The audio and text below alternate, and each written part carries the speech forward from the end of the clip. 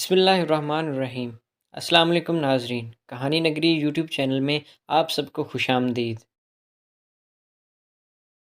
میری ماں مزاج کی انتہائی سادہ خاتون تھیں۔ انہیں کسی کو بھی پرکھنا یا پھر کسی کے انداز سے دیکھ کر اس کے حسب نسب کا اندازہ لگانا نہیں آتا تھا۔ تبھی اماں کہتی تھی کہ بیٹا تمہاری شادی میں خود کروں گی۔ ابا کی وفات کے بعد ہی اماں ہی میرے لیے سب کچھ تھیں، پر میں نہ جانے کیوں اماں پر بھروسہ نہیں کر سکتا تھا۔ وہ بھی اس معاملے میں اماں پر بھروسہ کرتا بھی تو کیسے؟ اماں بیچاری خود بہت سادہ تھی۔ ایک بار تو انہیں کوئی نقلی نوٹ تھما کر چلا گیا، اماں سے 1000 روپے کا نوٹ لے لیا گیا۔ اماں کو پتہ ہی نہیں چلا، لیکن پھر بھی ماں تو ماں ہوتی ہے، اولاد کو ہمیشہ ماں کی بات ماننا پڑتی ہے۔ میں نے کہا اماں کہ چلو میری شادی تم خود ہی کر دو، جو بھی لڑکی پسند آئے میں اس کے اوپر انکار نہیں کروں گا۔ اماں نے میری بات پر میرا بہت شکریہ ادا کیا، میرا ماتھا چوما اور بولی دیکھو نا بیٹا، میں تمہارے لیے ہیرے جیسی لڑکی ڈھونڈ کر لاؤں گی۔ پر میں کیا جانتا تھا کہ اماں جو بھی کہہ رہی ہیں وہ صرف اور صرف جذبات میں کہتی ہیں، اماں کو کسی انسان کی پرکھ نہیں تھی۔ کچھ ہفتے کے بعد اماں نے مجھے ایک ایسی خبر سنائی کہ میں نہایت نیک گھرانے میں ایک بہت ہی خوبصورت لڑکی کا رشتہ تمہارے لیے دیکھ لیا ہے۔ میں خوش ہو گیا۔ میں نے کہا اماں اس سے اچھی اور بات ہی نہیں ہو سکتی۔ خوبصورتی میری بھی ترجیح ہے، خوبصورتی کہیں نہ کہیں اللہ کے فضل کی عکاسی کرتی ہے، اور مجھے ایسے لوگوں سے محبت ہے جو خوبصورت ہوں۔ میری ماں میری بات پر خوش ہونے لگی کہ بس بیٹا تم اسے دیکھو گے تو تمہاری بھوک مٹ جائے گی، نیندیں اڑ جائیں گی۔ میں اماں کے منہ سے اپنی بیوی کی تعریف سن کر خوش ہوا تھا، پر یہ نہیں جانتا تھا کہ میری بیوی کا کردار کیسا ہوگا۔ یہی تو بات تھی جو میرے لیے سب سے بڑی غلطی بن گئی کہ میں نے کردار کے بجائے شکل و صورت کو ترجیح دینا شروع کر دی تھی۔ خیر سے اماں نے مجھے ان لوگوں سے ملوایا بھی نہیں۔ مجھے اماں کے انتخاب پر مکمل بھروسہ ہو گیا تھا۔ اماں جس طرح سے اس لڑکی کی تعریفیں کرتی، میں یہ سن کر بہت زیادہ خوش ہوتا تھا۔ مجھے اپنی بیوی سے ملنے کا بہت شوق تھا، پر ظاہر ہے اس معاشرے میں ایسا ممکن نہیں ہے۔ اماں نے جلد از جلد میری منگنی کر دی اور شادی کی تاریخ بھی رکھ دی تھی۔ میں نے دیکھا تھا کہ یہ لوگ بہت ہی عجیب قسم کے تھے۔ جب میں ان سے ملا ان کے رنگ سفید تھے، پر چہرے پر عجیب و غریب سی وحشت تھی۔ میری شادی والے دن بھی یہ سبھی لوگ ایک جیسے کپڑوں میں آئے ہوئے تھے۔ میں تو ان کو دیکھ کر حیران رہ گیا تھا، کیونکہ یہ اچھے خاصے معقول گھر سے تعلق رکھتے تھے، مگر پھر بھی انہوں نے ایک غریب مولوی کو اپنی خوبصورت تعلیم یافتہ بیٹی کا رشتہ دے دیا تھا۔ آخر کوئی نہ کوئی بات تو ہوگی جو انہوں نے ذرا بھی پوچھ گچھ کیے بنا ہی مجھے رشتہ دے دیا تھا۔ میں نے یہ بات اپنی اماں سے کہی کہ اماں اگر یہ لڑکی اتنی ہی خوبصورت ہے تو انہوں نے اپنے خاندان میں رشتہ کیوں نہیں کیا؟ کیسے یہ لوگ میرے رشتے کے لیے مان گئے ہیں؟ اماں میری بات سن کر ہنس پڑی اور بولی دیکھو بیٹا، تمہیں لگتا ہے کہ اچھے لوگوں کی قدر نہیں ہے۔ اچھے لوگ کبھی بھی اس قسم کی فرمائش نہیں کرتے جو اگلا انسان پوری نہ کر سکے۔ دیکھو تم ان کی شرافت پر خواہ مخواہ شک نہ کرو، یہ لوگ بہت ہی شریف ہیں، میں انہیں جانتی ہوں، بہت ہی مذہبی قسم کے ہیں۔ میں نے کہا اماں یہ کیسے مذہبی لوگ ہیں جن کی عورتیں نہ سر پر چادر لے رکھی ہے، نہ ہی میں نے ان میں سے کسی کو شادی کی تقریب میں نماز پڑھتے دیکھا ہے۔ اماں بولی بیٹا شادی کی تقریب میں مصروف ہوتے ہیں، نماز پڑھنے کا خیال اور ہوش کسے رہتا ہے؟ میں نے کہا استغفار اماں، کیا شادی کی تقریب حد سے بھی بڑی ہوتی ہے؟ اور جب نماز کا وقت ہوتا ہے تو حج اور عمرہ بھی روک دیا جاتا ہے۔ اماں نے میری بات کو ہلکے لیا، کہنے لگے کہ بس تم اپنی بیوی سے مل لو، تم سارے سوال و جواب کرنا چھوڑ دو گے۔ میں اپنی بیوی سے ملنے کو اب ذرا بے تاب بھی نہیں تھا، کیونکہ میں اس کے خاندان کا ہلکا پن دیکھ چکا تھا۔ یہ لوگ کہیں سے بھی اسلامی نہیں لگتے تھے۔ خدا جانے اماں کو انہوں نے ایسا کیا پڑھ کر پھونک دیا تھا کہ اماں ان کی دیوانی ہو گئی تھی۔ میری ماں صبح و شام میری بیوی کے قصیدے پڑھتی۔ خیر پھر ایک دن سبیکہ میرے گھر دلہن بن کر آ گئی۔ جب میں نے سبیکہ کو پہلی بار دیکھا تو میں واقعی سارے سوال و جواب بھول گیا تھا۔ وہ بے انتہا خوبصورت تھی، مگر اس میں ایک عجیب چیز اس کی گہری کالی آنکھیں تھیں، اور ان آنکھوں میں دہکتے بے شمار سوالات جن کو دیکھ کر لگتا تھا جیسے وہ مجھ سے کوئی نہ کوئی بات چھپا رہی ہو۔ میں اس پر شک نہیں کر سکتا تھا کیونکہ میرے پاس اس کے خلاف کوئی ثبوت نہیں تھا، پر میرے دل میں ایک چھٹی حس تھی۔ میرا دل کہہ رہا تھا یہ لڑکی مختلف ہے، یہ کچھ اور ہے، اور جیسی یہ معلوم ہوتی ہے ویسی یہ اندر سے نہیں ہے۔ میں اسے کچھ نہیں کہا تھا۔ شادی کی پہلی رات ہم دونوں کے درمیان خاموشی چھائی رہی، پر اس نے پہل کر دی، مجھ سے پوچھنے لگی کہ آپ اور کیا کرتے ہیں؟ کیا نماز پڑھانے کے علاوہ بھی آپ کوئی کام کرتے ہیں؟ اس کی یہ بات سن کر میں حیران ہو گیا تھا۔ میرے بارے میں وہ پہلے ہی ساری معلومات اکٹھی کر چکی تھی۔ میں نے کہا جی، میں اس کے علاوہ کتابیں پڑھاتا ہوں، مجھے تنخواہ تو حکومت دیتی ہے، میں کوئی اور دوسری نوکری بھی نہیں کر سکتا۔ آپ ان پیسوں میں میرے ساتھ گزارا کر لیں گی؟ وہ لڑکی ہنس کر بولی، ہاں ضرور کر لوں گی، کیوں نہیں، لیکن آپ کو پتہ ہے میں بہت امیر ہو جاؤں گی، ایک دن میرے پاس اتنی دولت آ جائے گی کہ ہمارے کتے بھی نہیں کھا سکیں گے۔ میں اس کی یہ بات سن کر حیران رہ گیا تھا۔ میں نے اس کی طرف پہلی بار اتنے غصے سے دیکھا کہ کیا مطلب ہے تمہارا سبیکہ خاتون؟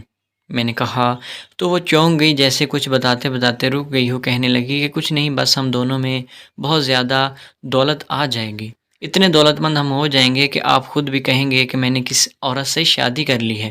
میں واقعہ ہی پریشان ہو رہا تھا کہ میں نے یہ کس عورت سے شادی کر لی جس کو مجھ سے حیا ہی نہیں آ رہی، دڑا دڑ باتیں کیے چلی جا رہی ہے۔ خیر اس کی باتیں ختم ہوئی تو مجھے نیند آ گئی، میں سونے کے لیے لیٹ گیا، پر سبیکہ مسلسل میری طرف بڑھنے کی کوشش کر رہی تھی۔ اب تو مجھے واقعہ ہی اس پر شک ہونے لگا تھا کہ یہ کس کردار کی مالک ہے۔ اس کا یہ رویہ محبت والا نہیں، بلکہ وہ کوئی فرض ادا کرنے کے لیے یہاں آئی ہو۔ میں نے اسے کہا کہ سبیکہ تم ابھی سو جاؤ، صبح اٹھ کر میں لوگوں کو نماز بھی پڑھانی ہے، میں باقی لوگوں کی طرح شادی والے دن اپنی نماز سے کوتاہی اختیار نہیں کرنا چاہتا۔ ویسے بھی میں اس قسم کا انسان نہیں ہوں جس کو دنیا کی لذتیں اپنی طرف بہکا کر لے جائیں۔ وہ میری بات سن کر پریشان ہو گئی تھی، بولی کہ ٹھیک ہے آپ نماز کے لیے سو جائیں، میں تو ابھی جاگتی رہوں گی، مجھے آپ کی قربت چین نہیں لینے دے رہی۔ اس کی باتیں سن کر میں حیران ہوا تھا، وہ عجیب و غریب باتیں کر رہی تھی۔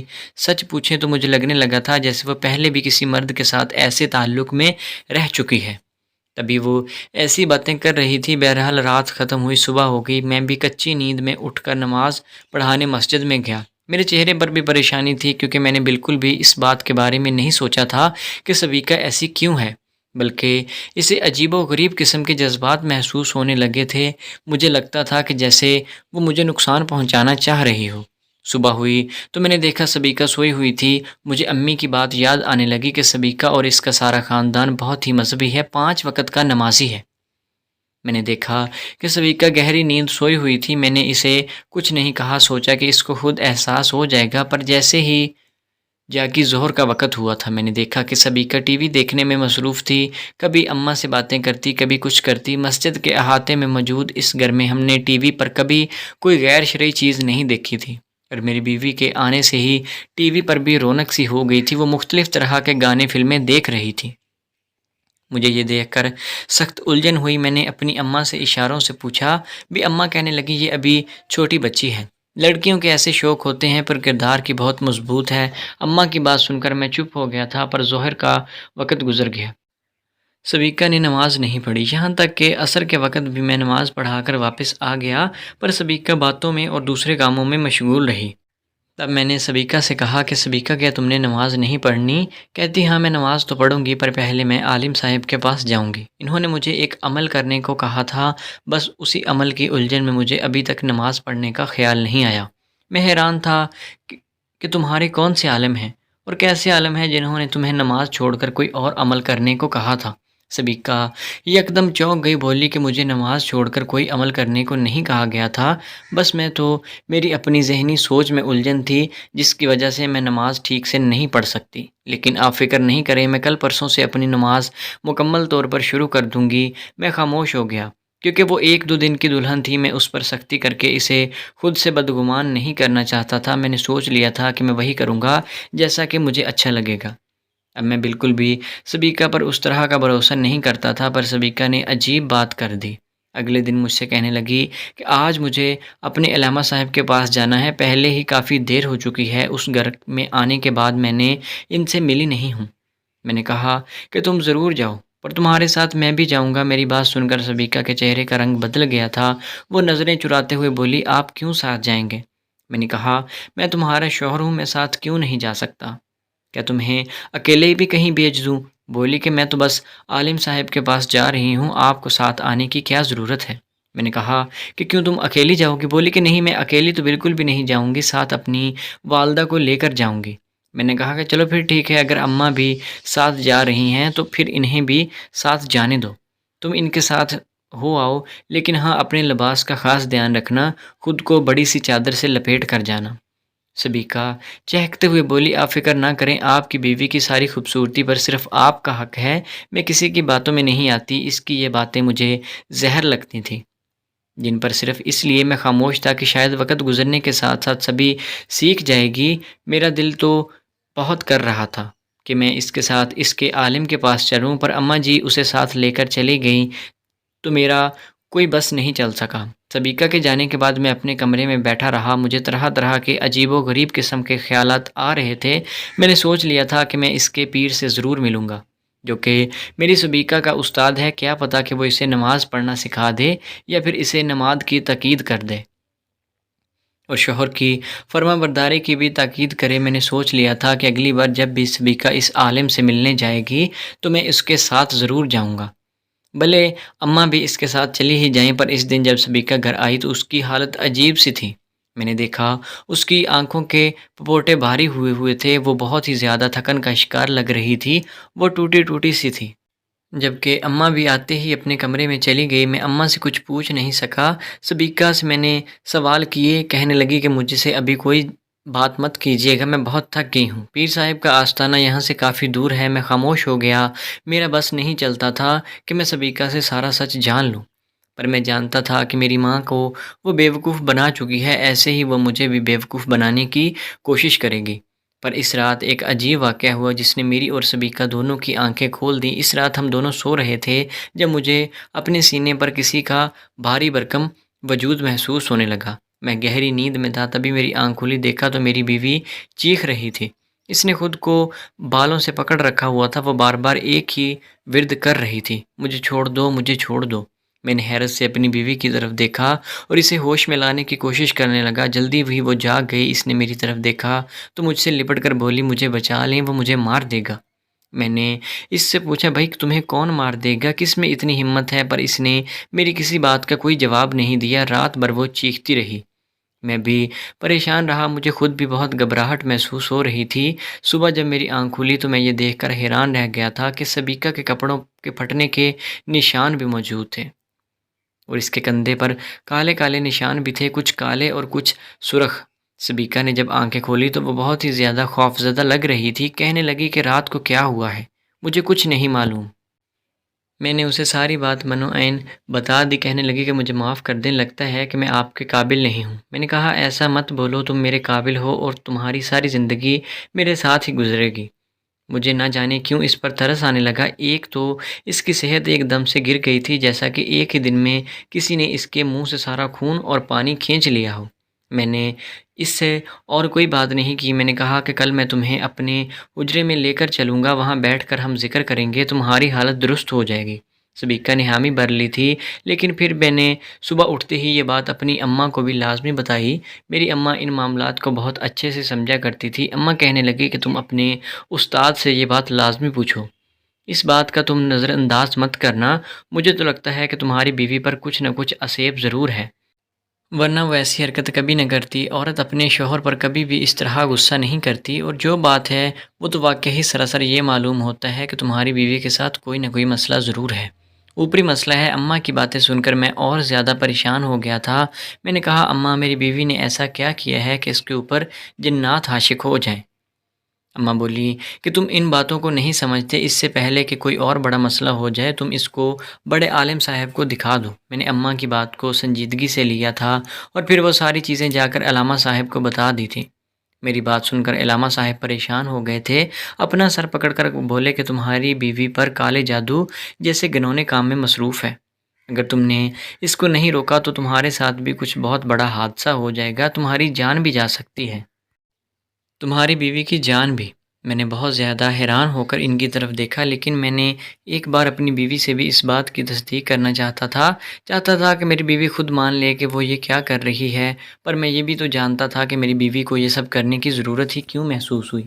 عموماً عورتیں جادو ٹونا اس لیے کرتی ہیں کہ ان کے گھر میں ساس اور نندوں کا مسئلہ ہوتا ہے یا شوہر ان پر دھیان نہیں دیتا۔